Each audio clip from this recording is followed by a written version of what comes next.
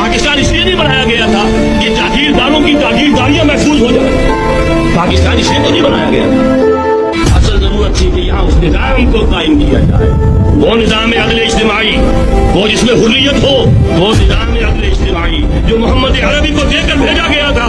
اس کے کسٹوڈین سوئے ہوئے, اس کے کسٹوڈین کو اندازہ ہی نہیں.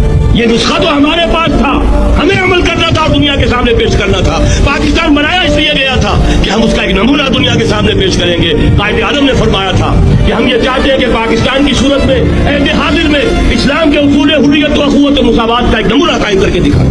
کہاں ہے وہ؟ بھٹک گئے, سو گئے.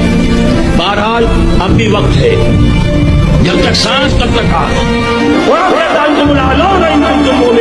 اگر تم مومن ہوگے کوئی سربلند ہو. ہم تو سربلند نہیں ہیں, لیکن اسلام کا بہت بڑا اسی خطے سے ہو. تاریخ میں یہ ہو چکا ہے آیا فتنہ تاتار کے افسانے سے پاسباں مل گئے کعبے کو صنم خانے سے. اگرچہ بھٹکے ہوئے ہیں لیکن کبھی بھولی ہوئی منزل بھی یاد آتی ہے راہی کو, اور بھٹکے ہوئے آہو کو پھر سوئے حرم لے چل. اس کی ضرورت ہے مسلمان کو پھر اس کا مقصد یاد دلایا جائے.